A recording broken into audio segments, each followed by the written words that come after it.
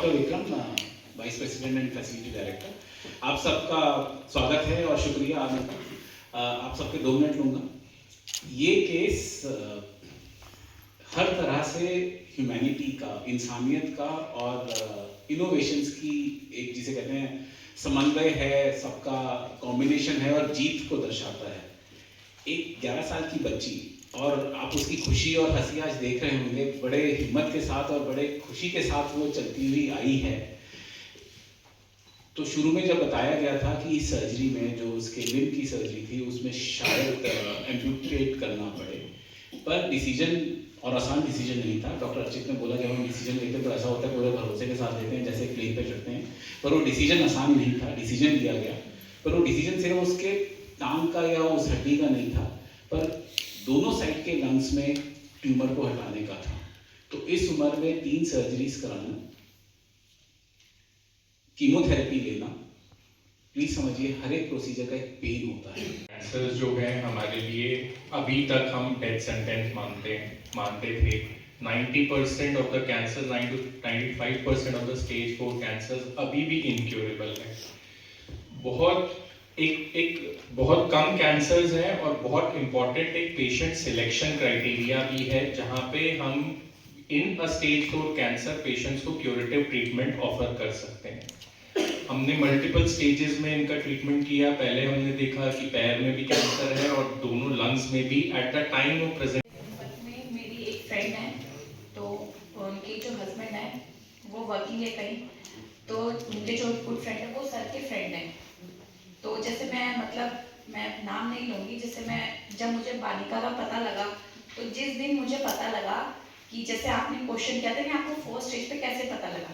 देखो, अगर हमारे बच्चे को खरोच आई और हमें पता लगा डेंगू है, तो हम डेंगू का इलाज कराएंगे।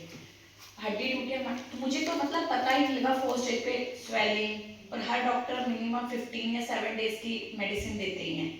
फिर उससे रिलीफ नहीं आया, चाइल्ड स्पेशलिस्ट, देन ऑर्थो के बाद सर्जन, फिर swelling, x-ray reports are normal, सब कुछ नॉर्मल था। फिर जब इसकी स्वेलिंग ज़्यादा हो गई, फिर मुझे किसी ने बोला कि आप है ना किसी सर्जन को दिखाओ, ये सिस्ट का MRI कराओ। तो जब तक मुझे पता चला तो 4 स्टेज क्रॉस कर चुका कैंसर का मुझे, तो उसमें आया घर में ट्यूमर। तो फिर मैंने मुझे जैसे पता लगा गूगल जैसे भी, मैं फिर सबसे पहले एक साकेत हॉस्पिटल है, नाम नहीं, मैं वहाँ गई। तो वहाँ जैसे सब चीज़ें हुई, तो मैं ये कहना चाहूँगी कि जो अर्चित सर है, इनको आप मेरा भाई समझो। कि यहाँ आके इलाज से पहले जो एक कहते हैं ना, जो पेरेंट्स को एक डर होता है बच्चे को लेकर। देखो, आपका बच्चे को बुखार है, कुछ भी है, तो पेरेंट्स को रहता है जो इतनी बड़ी बीमारी, कोई मेरी फैमिली में हिस्ट्री नहीं, कोई मेरे साथ कभी ऐसा कुछ नहीं, और इतना छोटा बच्चा। तो वो मैं इतनी होपलेस हो गई। मैं गई 1-2 हॉस्पिटल में, काफ़ी अच्छे मेरे को इस तरह ट्रीट कर रहे थे कि जैसे मैं एक पेशेंट को लेके आई हूँ, अब चीड़ा फाड़ी करनी है, बचे ना बचे, हम क्लियरली बैठते हैं। मैम इतनी कोस्ट आएगी 20 लाख 25 लाख, वो आप देख लो, अभी श्योरिटी कुछ नहीं, हम साइन नहीं कर सकते, हम ये नहीं कर सकते। सबसे पहले डॉक्टर का, देखो मैं भी इंसान हूँ, आपकी इस पोस्ट पर से पहले हम सब इंसान एक दूसरे से जुड़े हैं। मैं डॉक्टर अर्चित पंडित हूँ। मैं हूँ director surgical onco sciences at Fortis Escorts, Okhla. आज जो हम आपको जिस बच्चे के बारे में बताने जा रहे हैं वो 11 से 12 साल की एक छोटी बच्ची है, जो हमारे पास व्हीलचेयर और लंगड़ाते हुए आई थी क्योंकि उनके बोन ट्यूमर था। अफसोस की बात ये थी कि उस समय ये जब हमने डायग्नोसिस किया तो ये बोन ट्यूमर के साथ साथ ये बीमारी लंग्स में भी फैली हुई थी, जिसको हम कहते हैं स्टेज 4 बोन कैंसर। इनमें हमने कुछ लोगों ने इनको बताया कि इनको एम्पुटेशन मतलब पूरा पाँव काटना पड़ेगा, लेकिन हमने हमारे ऑर्थो ऑन्को, हमारे onco surgeon, plastic surgeon and thoracic surgeon, 4-5 surgeon से मिलके एक प्लानिंग बनाया जिससे हमने पाँव बचाया बच्चे का, और पाँव बचाने वाली सर्जरी करी जिसको हम कहते हैं लिम्ब कंजर्वेशन सर्जरी। और उसके बाद सब्सिक्वेंटली हमने दोनों लंग्स में जहाँ पे बीमारी फैली हुई थी, stage procedure bye robotic watts method, जिसको हम की होल सर्जरी कहते हैं, जिससे ये संभव हो पाया कि इस बच्चे ने तीनों के तीनों सर्जरीज को अच्छे से झेला और उसके बाद अपनी कीमोथेरेपी भी करी। एंड आज वो बच्ची चल के हमारे समक्ष आएंगी यहाँ पे, और इस सर्जरी को, इस पूरी कंप्लीट सर्जरी को होके 1 साल हो चुका है। हमने आज से पहले इसलिए नहीं बताया क्योंकि ये बहुत रेयर होता है कि बोन के कैंसर जब दोनों लंग्स में फैल जाते हैं तो उसमें भी हम क्योर अचीव कर सकें। तो हम यही मैसेज देना चाहते हैं कि हमने इस बच्चे में क्योर अचीव किया है, इसको जड़ से बीमारी निकाली है।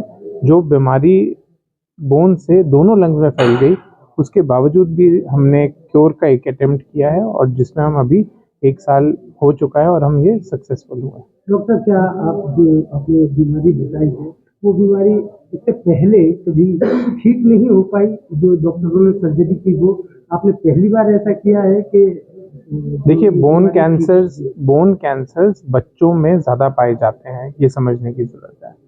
बोन कैंसर अगर सिर्फ बोन तक सीमित हो तो उसको क्योर करना आसान होता है, उसको जड़ से निकालना आसान होता है। जब हड्डी की बीमारी लंग्स में फैल जाए तो वो खून के रास्ते जाती है।